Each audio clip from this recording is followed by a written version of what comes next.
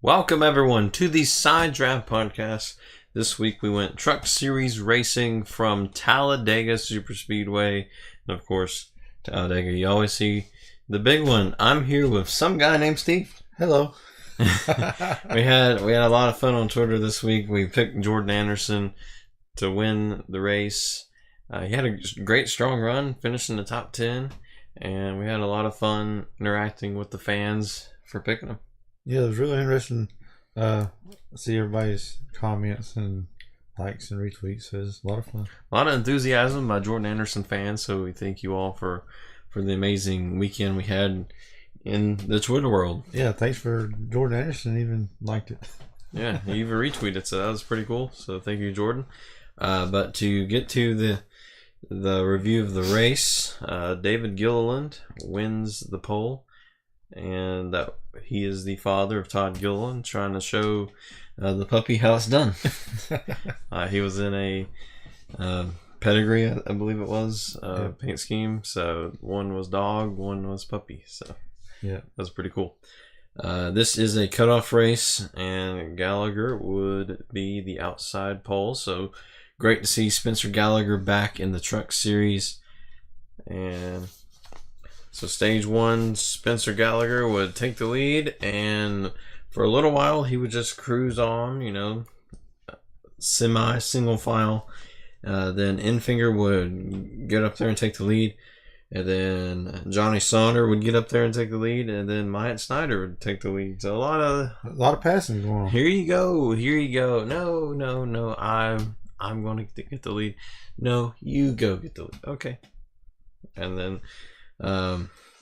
after that, with 9 to go, the intensity ramps up for stage points. Yeah, I guess that's kind of auctioning the lead off a little bit.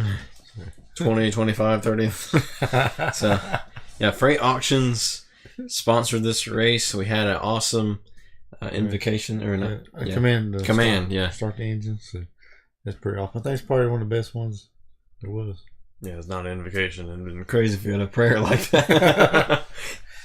But 9 to go, like I said, intensity ramps up, trying to get some stage points.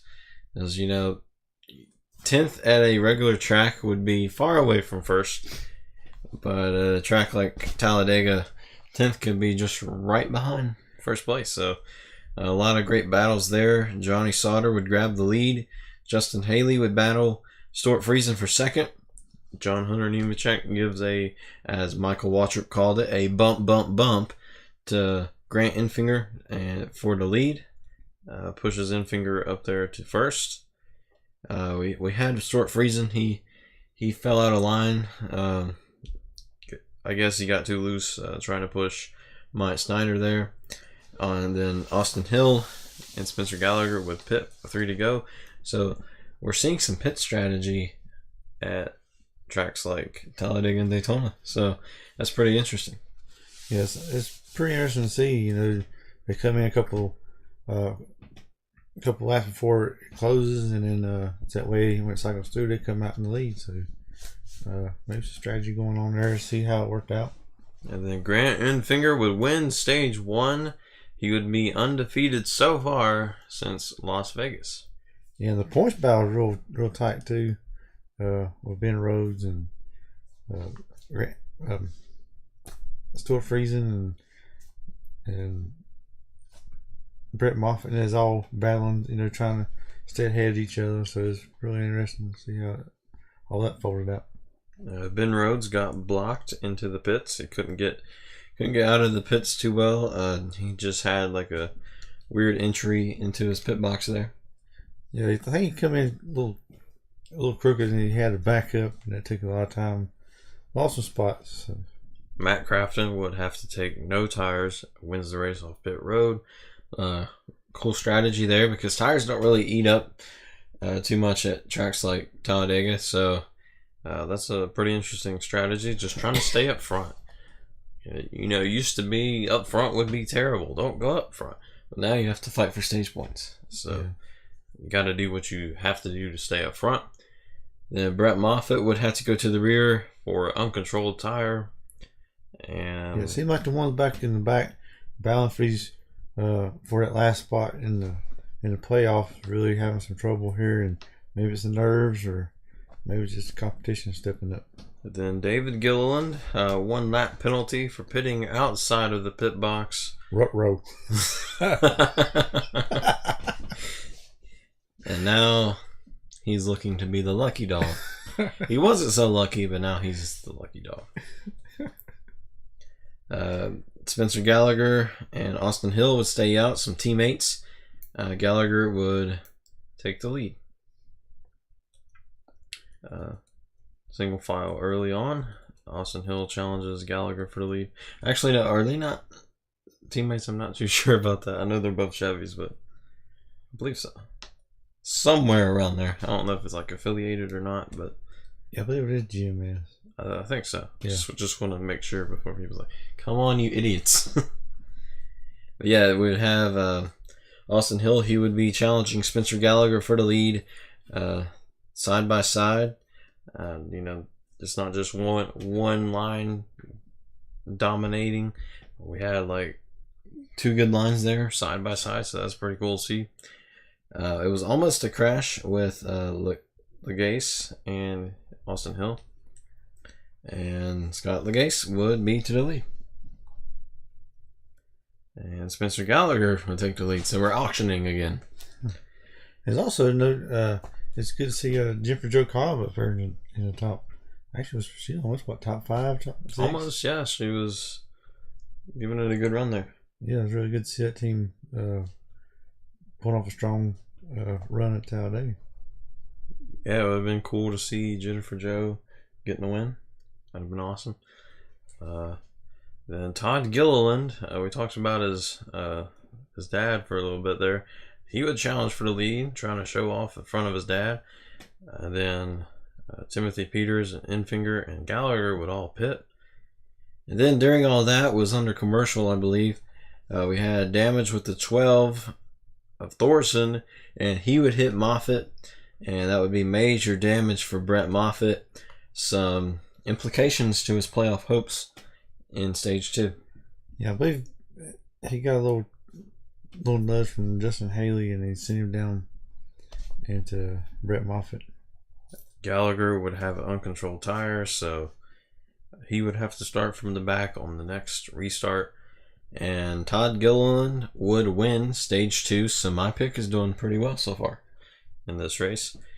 Stage 3 would begin. John Hunter Nemechek and Parker Kligerman leading off pit road with 2 tires. Kligerman there, he's trying to be part race car driver, part broadcaster. Which he runs real good in the trucks. So. Yeah, he had a great run. Won there last year, so he was looking to go back to back. And then David Gilliland would be the lucky dog. And then not so lucky for the 52 Stuart Friesen, over the wall too soon. You're going to have to go to the tail end.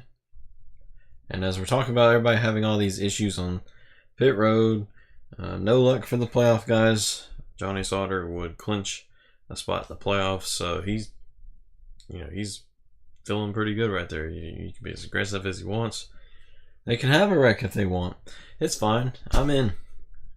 Brett Moffitt does not clinch a spot.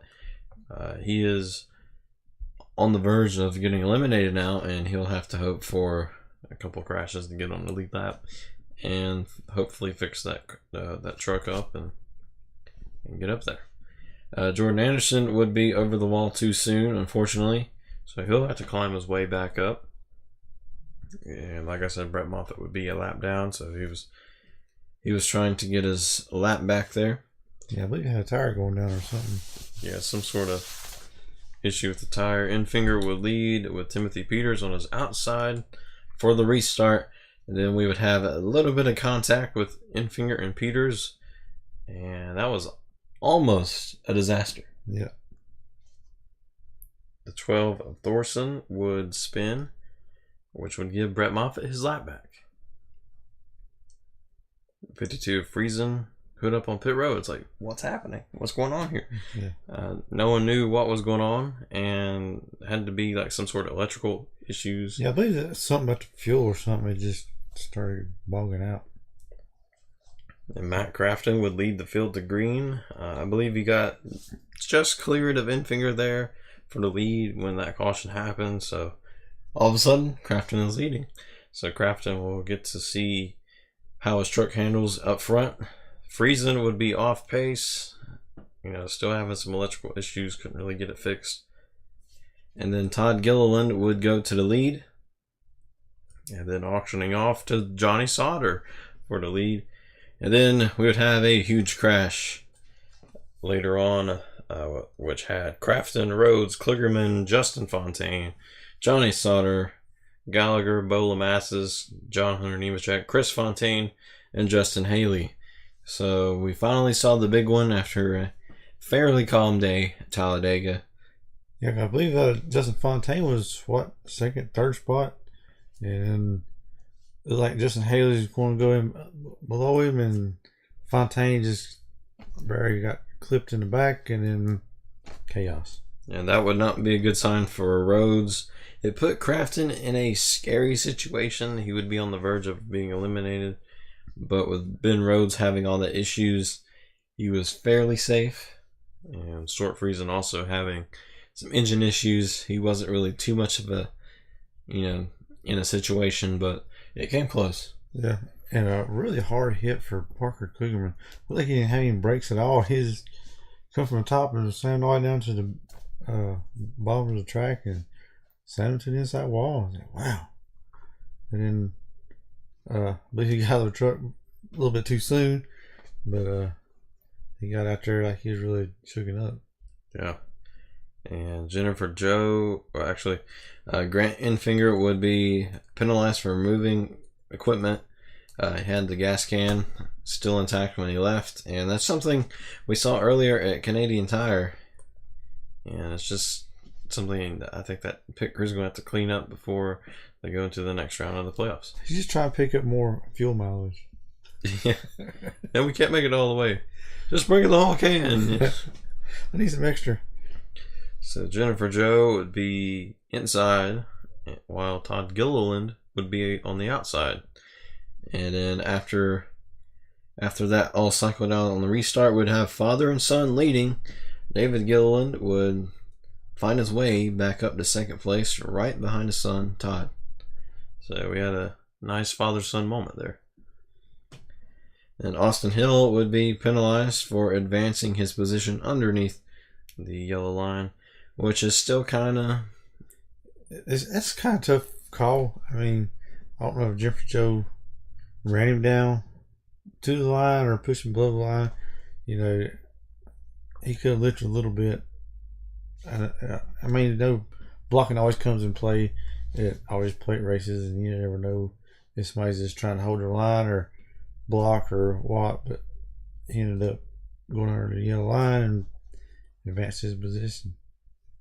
And because he did not give it back, he would have to go through the pits, and his day is not ultimately done, but it is hampered with a little bit.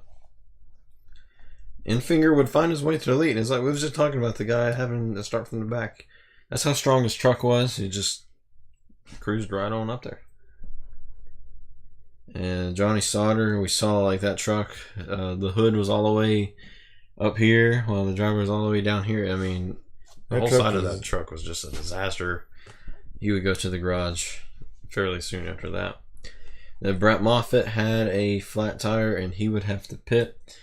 So more implications for Brett Moffitt, which Moffitt has won a lot in the Truck Series this year, and would have been terrible to have him out of the playoffs. Yes, he's one of the most winning drivers in the series, so I really hate to see him get knocked out. And Todd Gilliland would spin around, hit the wall. He had some issues with Infinger there. Just had too much momentum, gave him a bump. Infinger tried to block. It was really too late. And around goes the puppy. Yeah, that's kind of hard thing at Talladega. One person blocks or if you just touch them in the wrong side in the back of the truck or car, it's That's Talladega, I guess. But man, he destroyed his truck when he hit the inside wall there. Then Grant Enfinger would spin on the next restart, so he would have to come from the back once again. And Justin Haley would lead, and then Noah Gragson would come up there and take the lead. It looked to be like Gregson's race. He had it until we had Timothy Peters make some contact with Justin Haley. Then he would come back and make contact with Gragson, and it would spin Gragson around. Gragson would go flying, like you can see on the thumbnail there. Really tough hit for Gragson, but he was a great sport about it, and that's really cool to see. Yeah, he said it's just racing, but man, I hate it for him. I was really hoping to see him win. He's in a good position. Nobody wants to see another person get turned, but I really hate to see him get put out like that.